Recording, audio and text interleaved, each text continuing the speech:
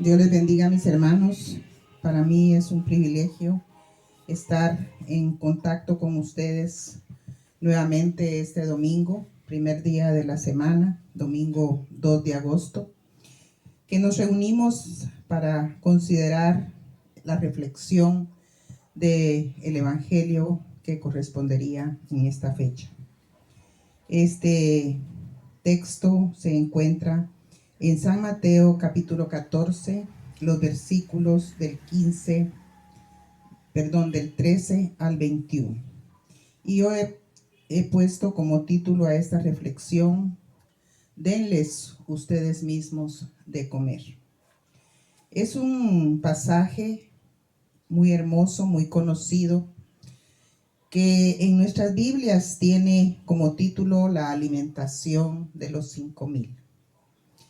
Dejamos el capítulo 13 que nos ocupó por varios domingos con las parábolas, y hoy este texto, fíjense cómo comienza. Dice: oyéndolos, Jesús se apartó de ahí en una barca a un lugar desierto.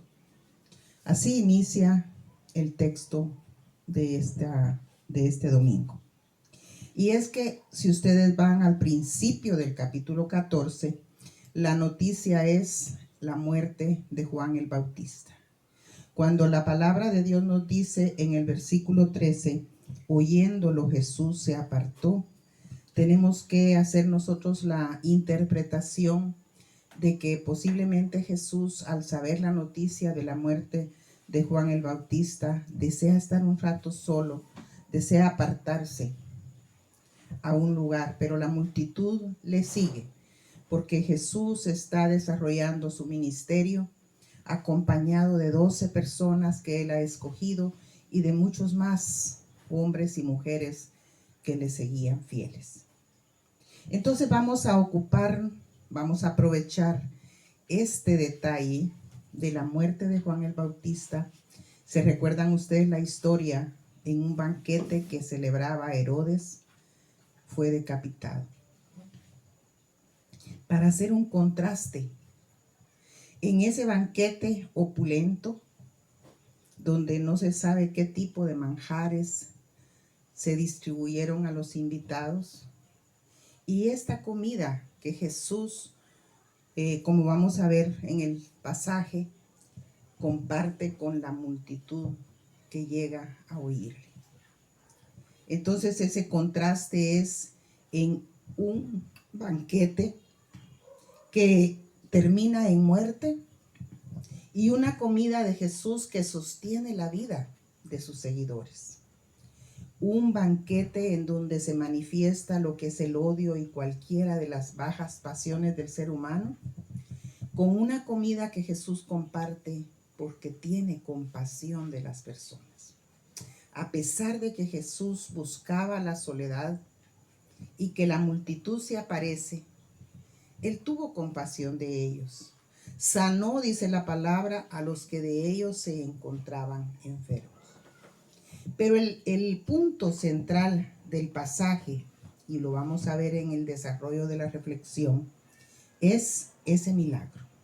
Este milagro, mis hermanos, tiene la característica de que se encuentra el relato en los 4 textos del Evangelio.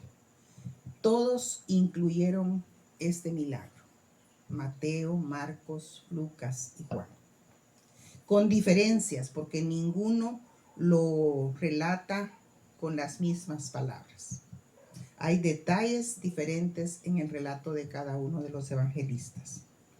Pero lo que sí es coincidente en los 4 relatos es que hay una manifestación divina de la compasión de Jesús, del poder de Jesús en esta situación. Pero están ellos en un lugar desierto. Jesús en su ministerio no establece horarios de atención al público, no tiene límites. Entra la noche, madrugan, siguen caminando, pero es un hombre que está comprometido con ese ministerio. Y en esta ocasión va a realizar un milagro que les enseña a los discípulos una gran lección, y esa lección también es para nosotros. El lugar es desierto y la hora es avanzada. Jesús no se ha dado cuenta, pero los discípulos sí. Y se acercan a él para decirle estas palabras que acabo de decir. El lugar es desierto y la hora es ya avanzada. Despide a la gente para que vayan a buscar algo de comer. Y la respuesta de Jesús es: dadles vosotros de comer. No tienen necesidad de irse, dice en otro relato. Y en el otro relato, en el de Juan, dice que él les dijo esa frase porque tenía una segunda intención. Y es eso de dejarles a ellos una enseñanza.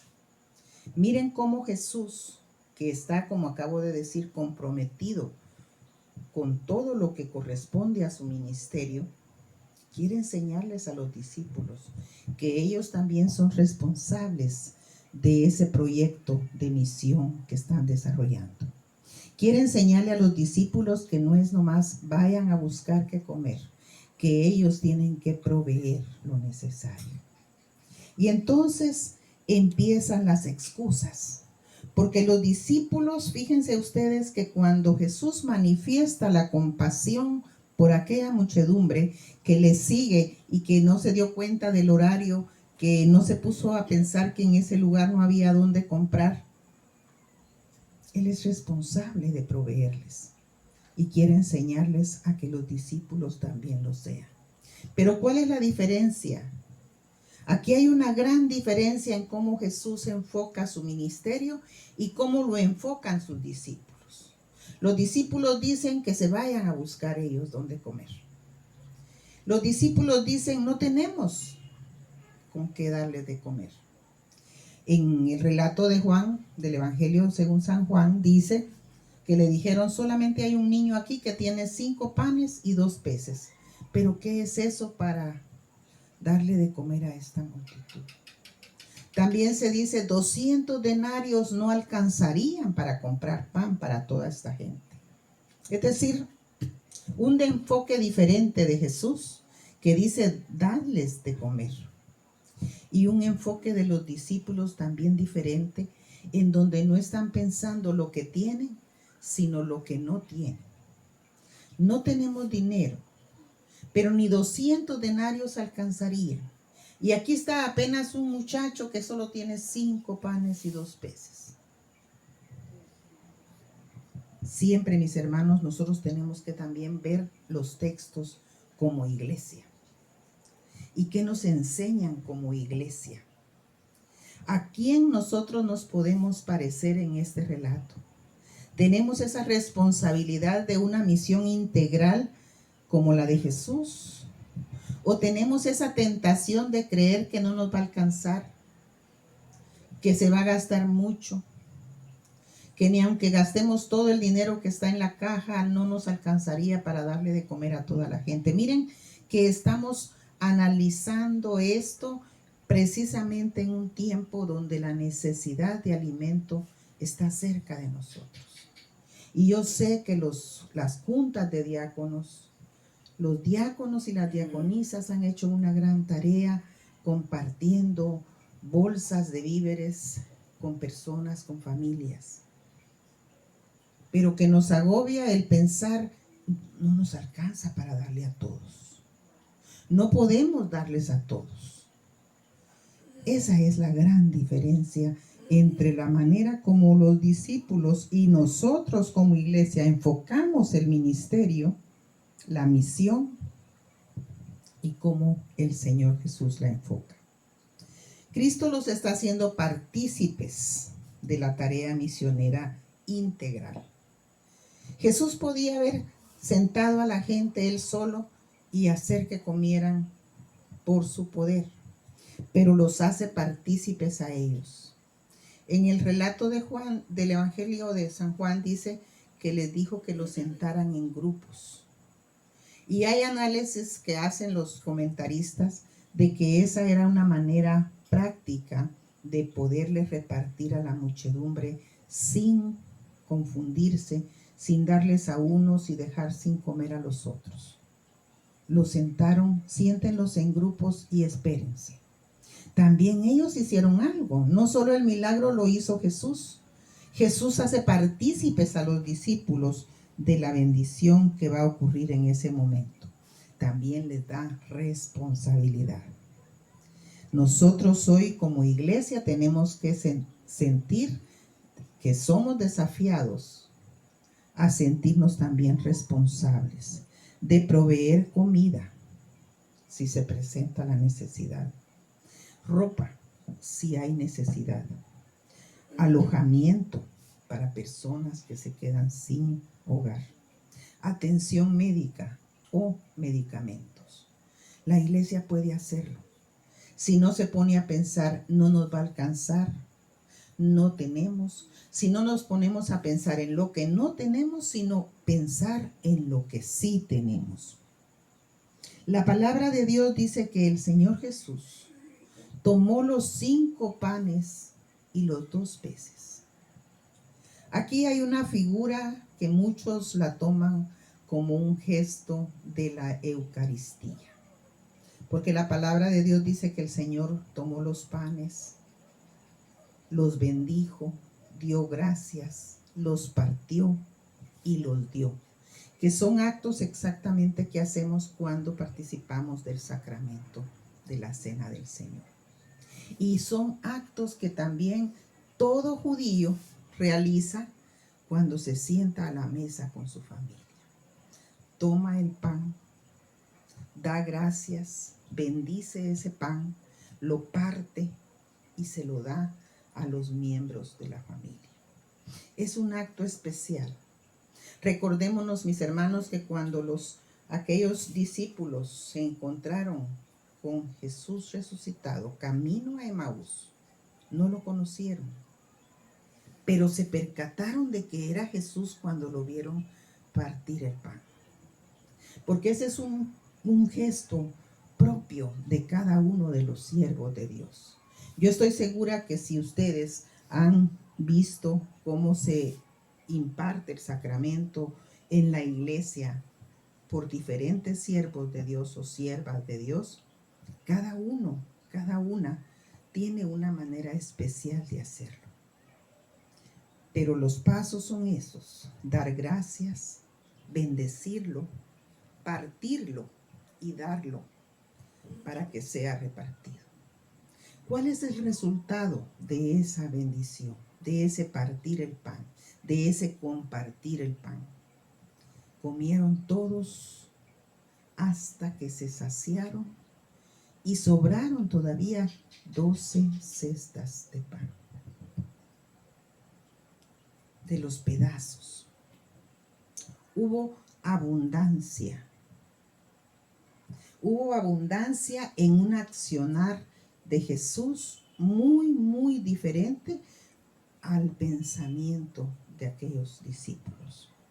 Y yo estoy segura que de la misma manera que a nosotros nos hace pensar, nos estremece el imaginarnos ese milagro de Jesús, sabiendo que en muchos hogares apenas hay un pedazo de pan o una tortilla para comer. Y cómo en manos de Jesús la comida abunda. Yo no sé cuántos de ustedes han visto en los memes en Facebook, en las redes sociales, que dice: llevamos 4 meses de pandemia y no ha faltado comida en nuestra mesa. Y todos le ponemos me gusta, me encanta, lo compartimos y decimos gloria a Dios, gracias a Dios. Pero también hay hogares donde no hay comida. También hay hogares que no pueden decir amén a ese meme porque no ha habido comida. Y entonces ahí, ¿dónde está la iglesia? La iglesia como cuerpo de Cristo, no la iglesia presbiteriana o cualquier otra denominación. La iglesia de Cristo, ¿dónde está? Está diciendo: vayan a buscar, salgan y trabajen. Busquen ustedes qué comer. Aquí no nos alcanza. Fíjense que hay muchas veces donde se dice, es que esa es responsabilidad del gobierno. Es el gobierno el que tendría que estar dándole alimento a todas las familias necesitadas. Pero ¿y entonces nosotros cuál es nuestra función? ¿Cuál es nuestro papel en esta pandemia como iglesia? Y aparte, ¿cuál es nuestro papel como hijos de Dios, bendecidos, donde tenemos más que un pedazo de pan? La clave, mis hermanos, la clave para Jesús, para los discípulos, para la iglesia es el dejar de pensar en que hay que pintar el templo, en que hay que tener comodidad en las instalaciones, que las ventanas se pongan nuevas porque esas ya están muy viejas, que hay que comprar nuevas bancas. Pensemos en la necesidad de la gente y hagamos la tarea. ¿Se recuerdan que estudiamos esa parábola del juicio a las naciones? Los ángeles van a apartar las ovejas a la derecha y los cabritos a la izquierda. Y entonces el Señor les dirá, tuve hambre y me disteis de comer. Tuve sed y me disteis de beber. O a los cabritos, tuve hambre y no me disteis de comer. Tuve sed y no me disteis de beber. Es decir, en ese juicio no se dirá, diste ofrenda para esto, compraste los ventanales, sino que al Señor le importa ese compartir, ese estar dispuestos a dar. Todo es necesario, pero hay prioridades. Es necesario también, y lastimosamente el texto de Mateo no lo anota, pero ese Evangelio de San Juan tiene el detalle de decir, un muchacho carga 5 panes y 2 peces. Y de ahí vienen los comentaristas y a sacar sus pensamientos y dicen, tal vez era algo que su mamá le puso para que comiera. Pero no escondió la bolsa de su comida. Él estuvo dispuesto a compartirla. Él estuvo dispuesto a compartirla. Los discípulos sin duda fueron a averiguar dónde podían conseguir algo y consiguieron un joven que no tuvo pena de quedarse él sin comer, sino que viendo a la multitud sacó su bolsa, 5 panes y 2 peces y los dio. La disposición a dar. El relato, mis hermanos, presenta una crisis momentánea en el ministerio de Jesús. Y hoy nosotros estamos viviendo la crisis. La crisis de 4 meses largos, donde las cosas no han sido normales, donde muchas personas se quedaron sin trabajo, donde el no tener trabajo significa una problemática grande en cada hogar. Cuentas por pagar, provisiones que comprar. Y nosotros podemos hacer la diferencia dando un poco. No podemos, tal vez, solucionar toda la problemática de una familia, pero podemos proveer algo de lo que Dios nos ha dado. Hagamos nosotros el milagro, mis hermanos.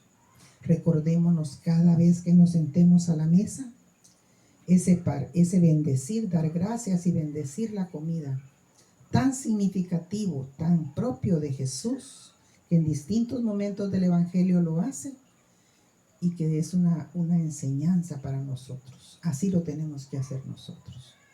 Y Dios va a proveer. Dios hará el milagro de esa multiplicación.